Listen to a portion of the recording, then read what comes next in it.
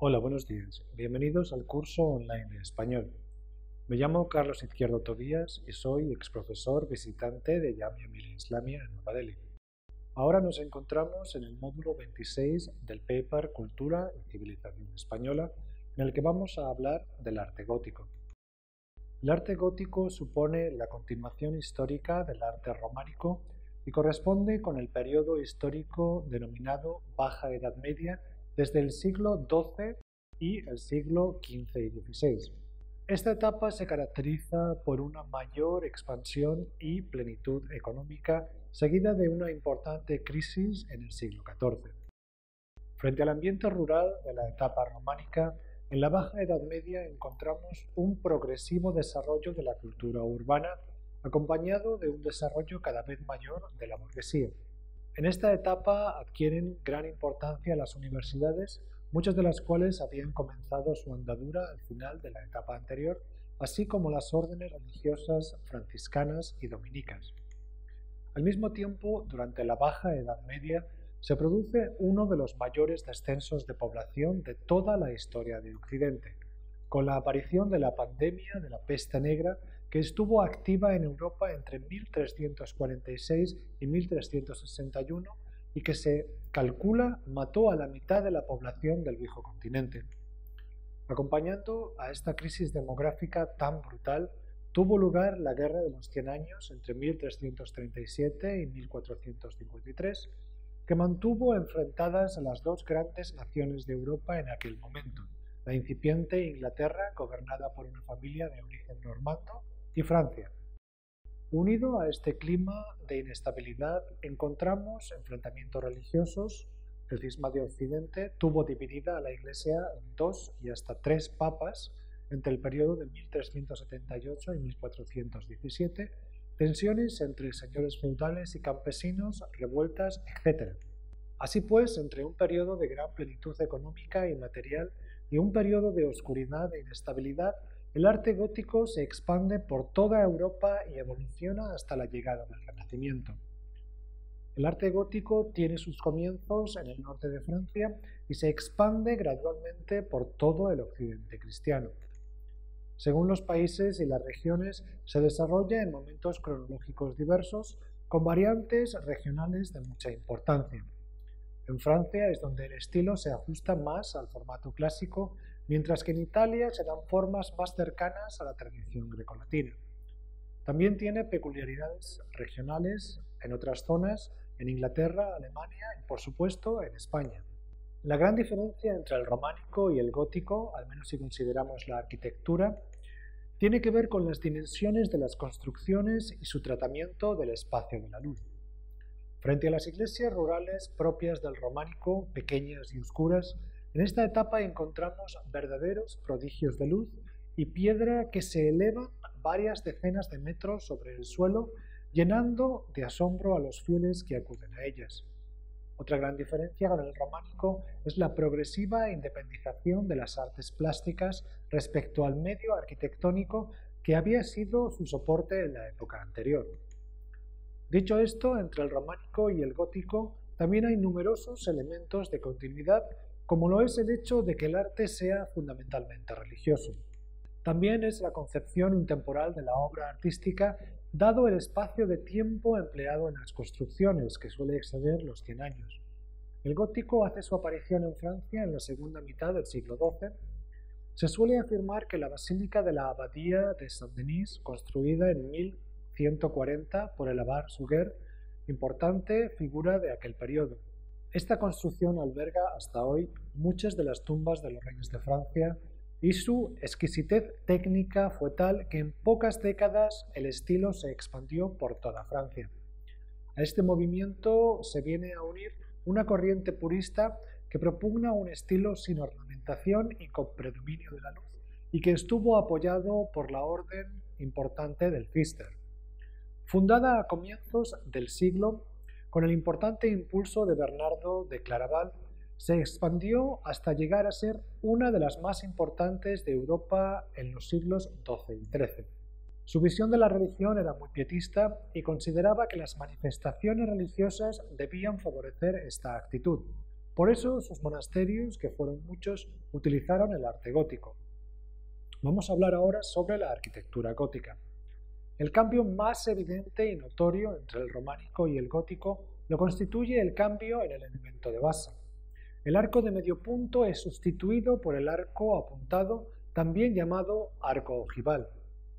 En consecuencia, el empleo de la bóveda de cañón, que no es otra cosa que un arco de medio punto prolongado, desaparece y en su lugar surge la bóveda de crucería. Este tipo de bóveda tiene una enorme ventaja estructural respecto a la bóveda de medio punto. Permite desplazar los empujes a contrafuertes externos, de modo que los muros no tienen que ser tan sólidos y gruesos. Además, permite que estos contrafuertes estén a cierta distancia mediante el uso de estructuras que desplazan el peso, conocidas como arbotantes.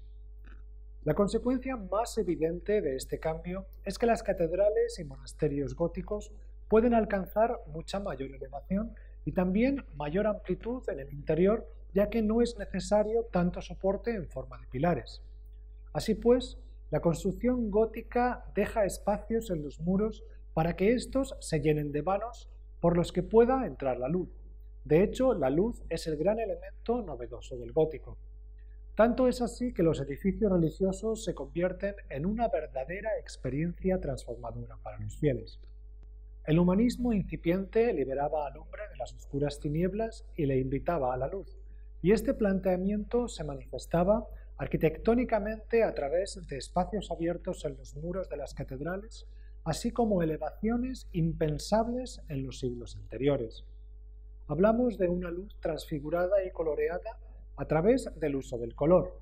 Vidrieras y rosetones se convierten en un elemento fundamental de la construcción gótica, dándole una atmósfera mágica e inspiradora al interior del espacio religioso.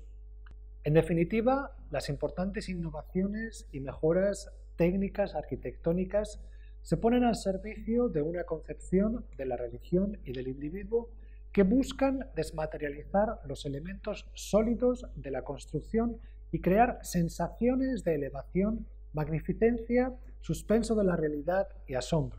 Durante el gótico, las construcciones que más destacan son las catedrales. En ellas se encarna de forma más perfecta el ideal gótico, reflejando además el esfuerzo económico de toda la ciudad. Para la construcción de las catedrales góticas era necesario mucho dinero, y por ello encontramos contribuciones de los diferentes gremios de cada ciudad que a su vez encontraban su lugar en el templo a través de capillas laterales. Junto a las catedrales, fenómeno urbano, continúa teniendo importancia la arquitectura monacal, especialmente con la Orden del Císter. Los monasterios cistercienses se encontraban en el campo al margen de la vida civil. No obstante, en ellos se desarrolló el estilo gótico y gracias al impulso del Císter, el gótico se extendió por toda Europa. Vamos a hablar ahora sobre las principales características de la arquitectura gótica. Como hemos apuntado, en el gótico hay innovación respecto al románico, pero también continuidad. La planta que se utiliza durante el gótico es esencialmente de cruz latina, siguiendo así la tradición del románico. También se emplea la planta de salón, que carece del característico crucero de brazos salientes, pero conserva la disposición propia de la basílica. Esta planta tiene siempre 3 o más naves, lo que permite la entrada de la luz y un espacio interior muy amplio como un salón. El arco apuntado es, como ya se ha señalado, el elemento técnico más característico de la arquitectura gótica. Sustituye al arco de medio punto, característico de la época anterior. Vamos a hablar ahora sobre el gótico español. La llegada del gótico a España desde Francia tiene lugar hacia finales del siglo XII y dura hasta comienzos del siglo XVI. Comparte con la matriz francesa la mayoría de los rasgos, si bien encontramos gran cantidad de variantes regionales. En Aragón, con predominio de elementos mudéjares, del Mediterráneo, la zona de Cataluña, Baleares y Valencia, Navarra con mayor contacto con la vecina Francia, Castilla y Portugal. A diferencia del románico, que como vimos en el módulo anterior estaba confinado a la mitad norte de la península ibérica, el gótico se extiende por todo el territorio. Llega incluso a influir en las Islas Baleares y en mucha menor medida en los territorios de ultramar. La difusión del gótico en España fue relativamente rápida y para la segunda mitad del siglo XIII ya estaba consolidado como estilo principal. En los primeros momentos se produce una transición escalonada en la que aparecen elementos románicos y góticos. Debido a la estrecha relación con Francia, el gótico español no se diferenció mucho del modelo francés. No obstante, también hicieron su aparición elementos de influencia mudéjar, lo que condujo a la formación de variantes estilísticas locales, especialmente a finales del siglo XIII y en el siglo XIV. El gótico se extendió en la península siguiendo tres canales. En primer lugar, las construcciones de la potente orden cisterciense poblaron de monasterios góticos todo el país, incluso antes de terminar el siglo XII. En segundo lugar, la relación entre el condado de Barcelona y las regiones de Provence y Languedoc en el sur de Francia. La tercera, las relaciones matrimoniales entre la Casa de Castilla y las casas de Anjou, Borgoña y Plantagenet.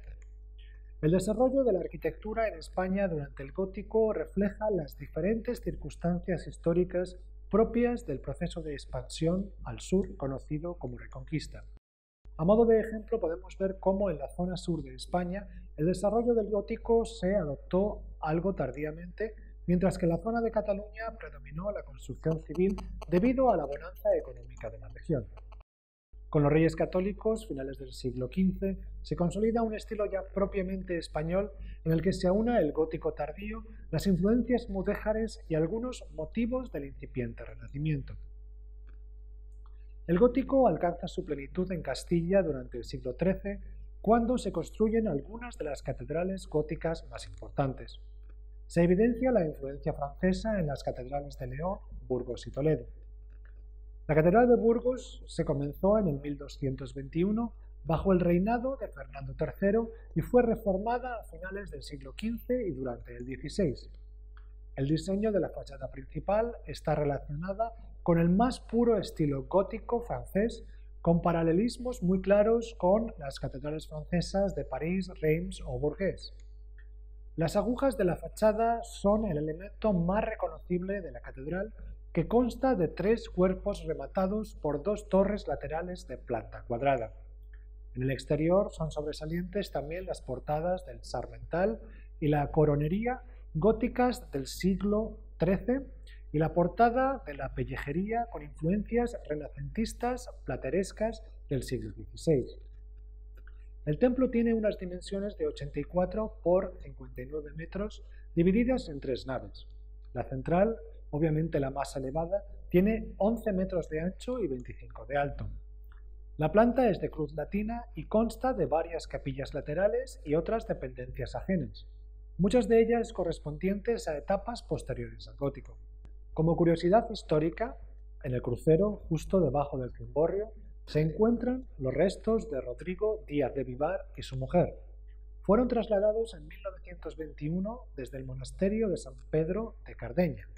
La Catedral de León fue iniciada antes incluso que la Catedral de Burgos, en el 1205, pero realmente comenzada en el 1255, ya que antes se tuvieron que arreglar importantes problemas con la cimentación.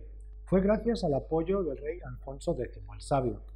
La iglesia fue completada en muy poco tiempo para la época, de modo que en 1302 ya está abierta al culto, si bien no se puso la última piedra en la torre sur hasta el siglo XV. El estilo es totalmente gótico y muy cercano a los modelos del norte de Francia. Gracias a la rapidez con la que fue construida, se observa además una gran unidad interna de estilo. Muy inspirada en la planta de la Catedral de Reims, apenas tiene elementos propios de la corriente hispánica del gótico. Para esto tendremos que esperar a las catedrales del siglo XIV. Una de las características más llamativas de esta catedral es la gran cantidad de espacio dedicado a vidrieres.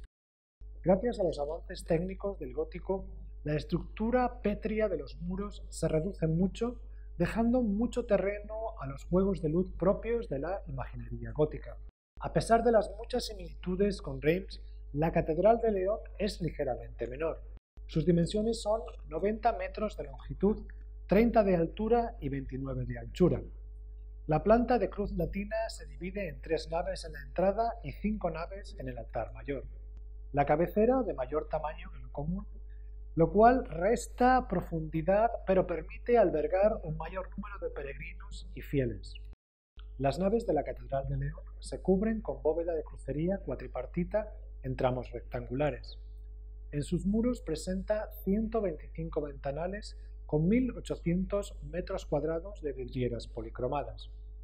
Esto sitúa a la Catedral de León entre las mejores del mundo en cuanto a cantidad y calidad de sus vidrieras.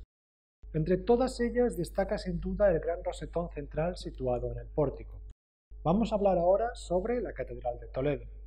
Conquistada Toledo por las tropas castellanas en 1085, durante el reinado de Alfonso X, la ciudad se convierte en centro de la cultura occidental.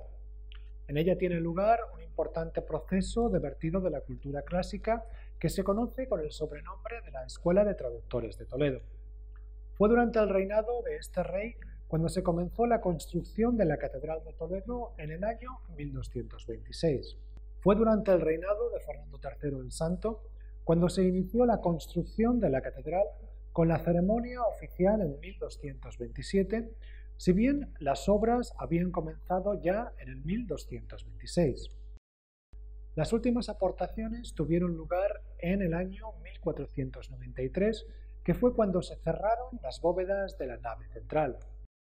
Fue construida sobre una mezquita catedral anterior, pero con vistas a dotar a la archidiócesis de Toledo de un edificio de enorme esplendor. En la Catedral de Toledo los modelos franceses siguen plenamente vigentes, pero con presencia de elementos autóctonos. Alcanza los 120 metros de largo y 59 de ancho, divididos en 5 naves. Consta también de un impresionante crucero y doble girola. Los grandes ventanales de la catedral presentan influencia mudéjar. Es posible que estos elementos ya estuvieran presentes en la anterior mezquita catedral y que fueran incorporados a la nueva construcción, pero también se postula que sean añadidos, vistos como una mejora que añade buen gusto al modelo gótico tradicional. En la cabecera se encuentra la girola, que es doble como corresponde a una planta de 5 naves. Esta doble girola es de proporciones grandiosas y está enriquecida por elementos arquitectónicos y por un original abovedamiento. Vamos a hablar ahora sobre el siglo XIV. Durante el siglo XIII, Castilla había sido el verdadero motor del proceso de expansión hacia el sur, de modo que al finalizar esta etapa había alcanzado ya las fronteras actuales a excepción del reino nazarí de Granada. Se trata de una época de expansión económica y cultural que llega a su fin en el siguiente siglo. En el siglo XIV asistimos a una espectacular crisis demográfica y económica, algo que sucede en toda Europa, unido a importantes conflictos internos y disputas dinásticas. Todo esto provoca que apenas haya construcciones de interés durante esta etapa en la zona castellana y que el foco se traslade hacia el área del Mediterráneo, Cataluña, Valencia y las Islas Baleares. En estas zonas la influencia del gótico francés se ve atenuada por una larga tradición de relaciones con Italia, así como por la importancia de los elementos autóctonos.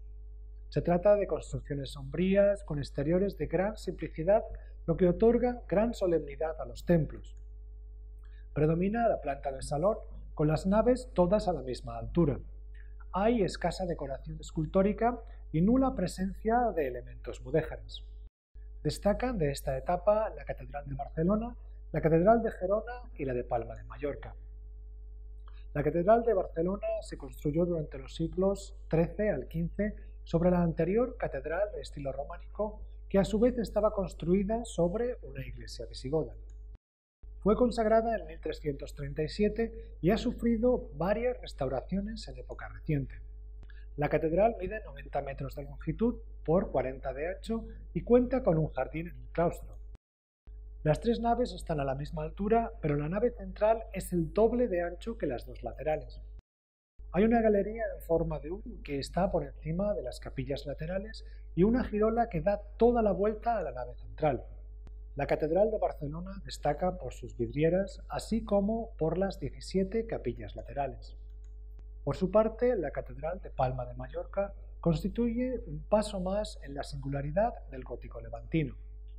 Está levantado a las orillas del mar sobre las murallas romanas que protegían la ciudad, lo cual la convierte en un ejemplo único. En ella también se encuentra el rosetón más grande que se conserva de todas las catedrales europeas. Las que tienen rosetones mayores no mantienen el original. Tras la conquista de la isla de Mallorca por Jaime I, se derriba la mezquita y se construye en su lugar una basílica que fue consagrada en 1346 y terminada a comienzos del siglo XVII. Las dimensiones de la Catedral de Palma son 121 metros de largo y 55 de ancho. Se aleja, como hemos apuntado, de los modelos franceses y emplea, en lugar de la planta de cruz latina, la planta de salón con 3 naves y sin crucero. La excepcional altura de la nave central, que llega a los 44 metros, obliga al uso de enormes contrafuertes con doble arcada de arbotantes. Si bien destaca el ya mencionado rosetón, conocido como el ojo del gótico, lo cierto es que los ventanales de la catedral no son muy grandes, buscando contrarrestar el fuerte sol de la costa mediterránea. Vamos a hablar ahora sobre el siglo XV y el gótico flamígero. Durante los siglos XV y XVI, mientras en Italia crecía con fuerza el Renacimiento, la actividad constructiva del gótico es abrumadora en España. Se levantan numerosos edificios de grandes proporciones, caracterizados por la sencillez estructural de la construcción y la complicación ornamental de la que deriva el nombre de gótico flamígero. Se erigen las grandes catedrales de Sevilla, iniciada en el 1402, Segovia y Salamanca, al tiempo que va entrando en España la influencia italiana que conduce al Renacimiento. El gótico flamígero o gótico tardío implica un uso barroco de elementos ornamentales, llevando hasta el extremo la complicación de algunos de estos componentes. Sin embargo, no hay grandes diferencias en cuanto a la composición general ni grandes innovaciones técnicas. Se trata más bien de una profusión decorativa que se manifiesta en arcos y vidrieras, en las tracerías onduladas de los vanos, en los nervios cada vez más complicados de las bóvedas de crucería en forma de estrella o de abanico y, por supuesto, en torres y chapiteles. De esta última etapa destaca por encima de todas las construcciones góticas, que son muchas, la Catedral de Sevilla. Se trata de la catedral de estilo gótico con la planta mayor de todo el mundo. Tradicionalmente se ha dado como fecha de inicio de las obras el año 1402, aunque actualmente se considera como fecha más probable el 1434. Se prolongaron en esta fase hasta el 1506. Junto a los elementos góticos sobre los que ya nos hemos detenido, destaca la presencia del campanario, la giralda, símbolo de la ciudad de Sevilla. Construida sobre el antiguo alminar almohade, el tercio superior fue añadido en época cristiana para albergar las campanas, si bien el estilo ya no es gótico sino renacentista. Y termina aquí el módulo dedicado al arte gótico. Muchas gracias.